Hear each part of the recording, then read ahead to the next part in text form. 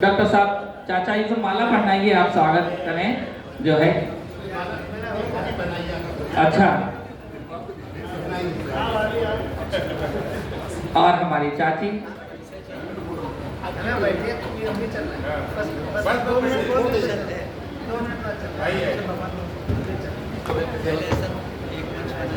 क्या बात है। ये सबसे अच्छा जो माता जी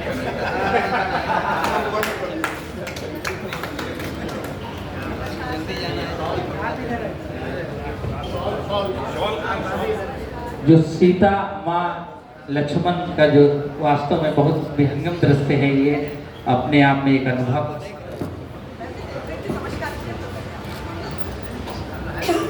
अस्थाना दादा का भी शाल और माला सीनरी, अरे माधु बहुत बहुत धन्यवाद। सारी व्यवस्थाएं मधु किसी को पहुंचाना मेरे उसका नहीं था। मधु क्या बात है, सम्मान का सम्मान हो रहा है।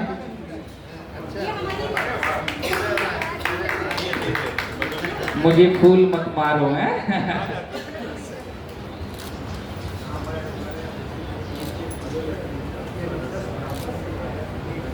बहुत सुंदर। मैं गिरधर खरे जी का भी अस्थाना जी के हाथों से एक माला पहनवाना चाहता हूँ। अब जो सम्मान समारोह ही हो रहा है तो वही हो जाने दीजिए। हाँ नहीं, दादा पहनाएंगे तो पहनता ना।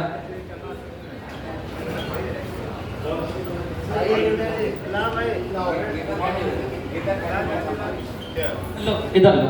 ये हमारे लिए भी है। दादा दादा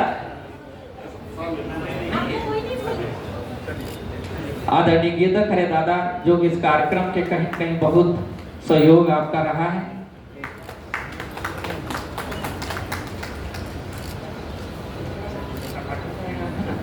और हमारे बीच पीछे उमेश चाचा बैठे हुए हैं।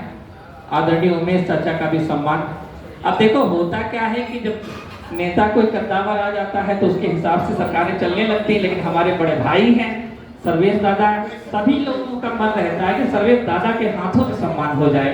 वो होता है जो ऊर्जा का स्रोत है, और ये इसलिए मैं चाहता हूँ कि हाथों से हो, क्योंकि हमारे देश में जो है कि अलग अलग प्रांतों से लेकर के कोई भी उठा लो, बाद में बता दिया जाएगा। सर्टिफिकेट कोई भी आया, बाद में बता जाएगा।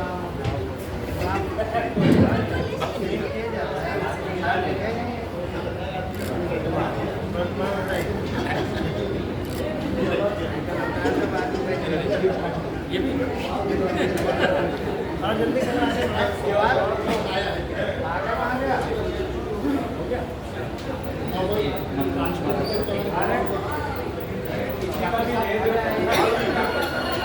हाँ कोई सब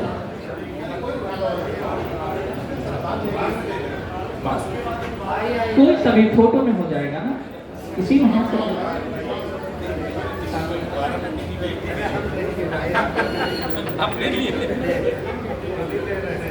पारस में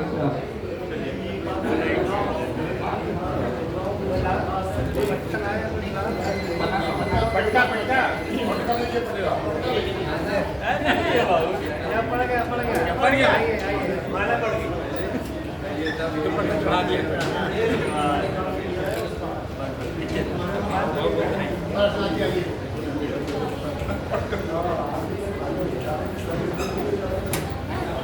हेलो, बहुत बहुत धन्यवाद। मैं खुद अपने आप को आमंत्रित कर रहा हूँ, एक बार तालियां बजा दीजिए। क्योंकि गोपाल ठाकर जो है वो नाव भी है, नाविक भी है, नाव पर लदा सामान भी है, हवा भी है, पतवार भी है और पाल भी है। बहुत बहुत धन्यवाद। चलिए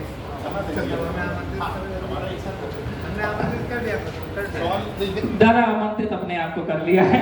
दादा मैं चाहता हूँ जोरदार तालियों से देश का बड़ा सरहा हुई हस्ताक्षर आदरणीय सर्वेश अस्थाना जी के लिए जोरदार तालियां। इससे ज्यादा मक्खन मारी नहीं हो पाएगी।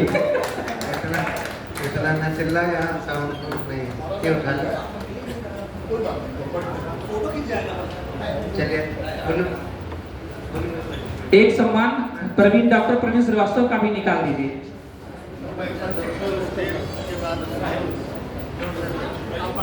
ठीक है दादा, ओके। बहुत बहुत धन्यवाद। हमारे बड़े भाई महेश दादा जो हैं वो हमारे वास्तव में बड़े भाई हैं। ये अस्थाना और अस्थाना, श्रीवास्तव सक्सेना वाली बात नहीं है। ये हमारी बुआ के बेटे हैं और मैं इनके मामा का बेटा हूँ। ये हमसे बड़े हैं, तो इनका निवेदन शब्द तो मैं नहीं कहूँगा, इनका शब्द भी मेरे लिए आदेश होता है।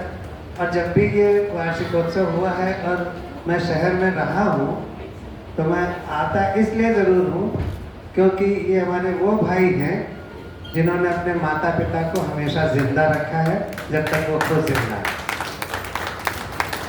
मुझे बहुत खुशी होती है जब मैं ये देखता हूँ कि कोई व्यक्ति अपने माता पिता के लिए उनके न रहने के बाद भी समर्पित भाव से काम कर रहा है।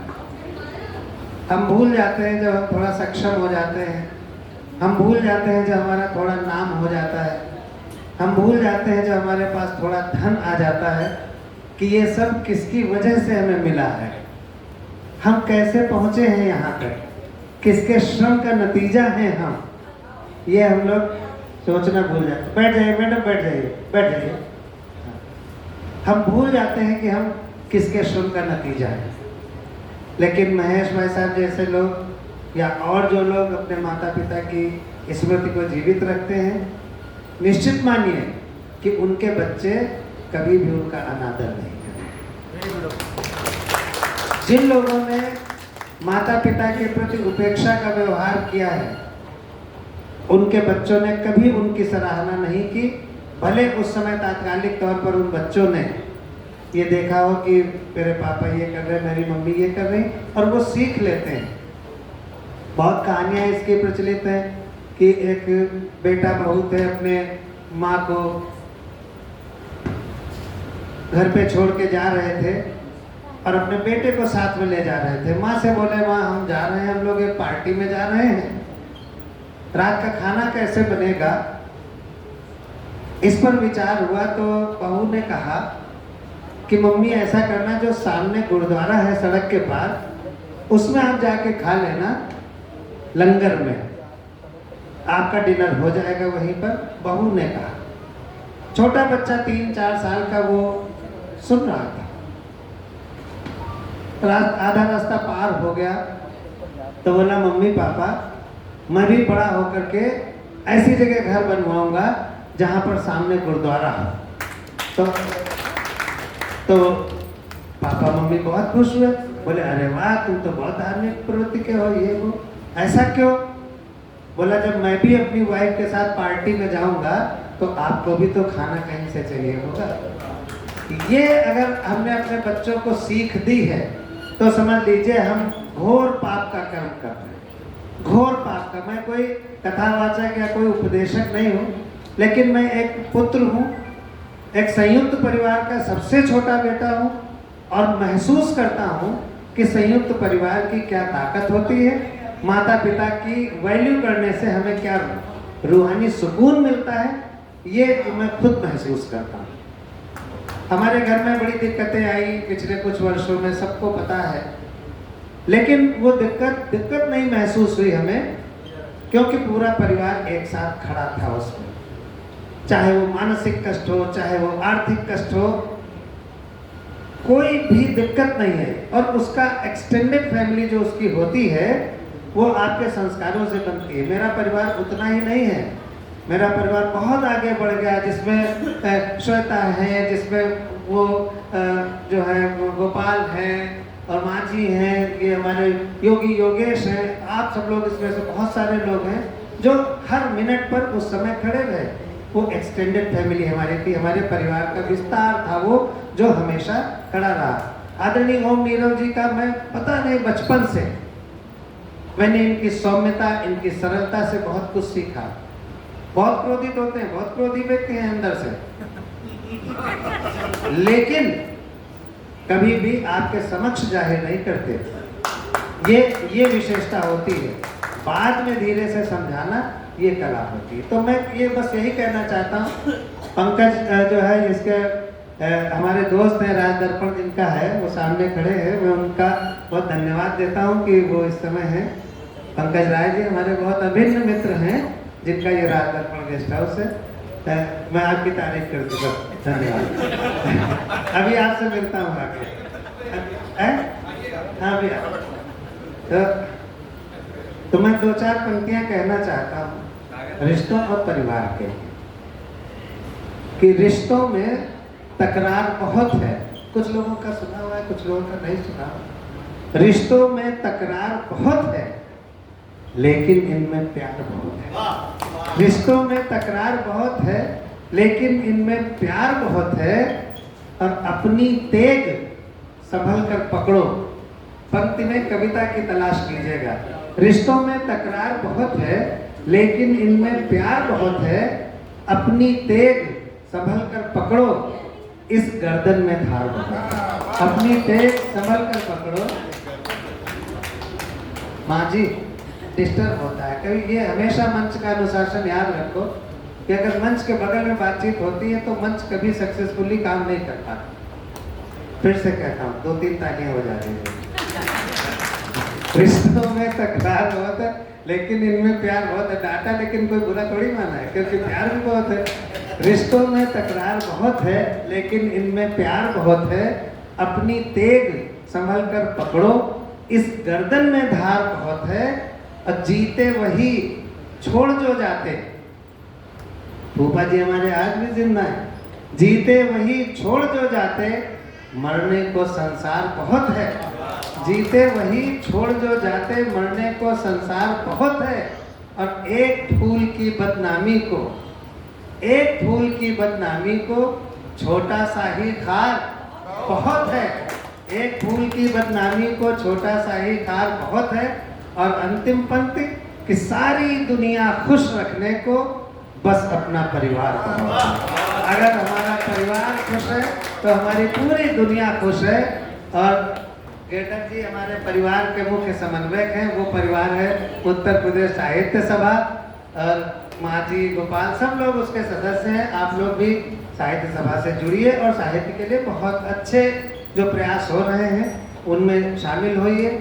इधर हमने जरा सा बताना फर्ज है क्योंकि साहित्यिक कार्यक्रम है। इधर हमने साहित्य सभा के माध्यम से नीरव दादा 2-3 प्रयास किए।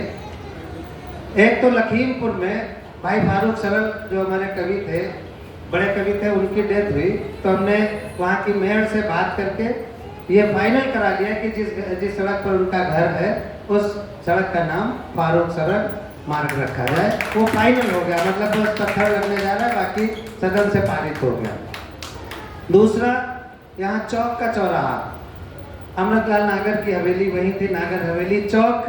विश्वविद्यालय के वो कुलपति कहे जाते थे उसमें, मजाक में, साहित्यिक उसमें।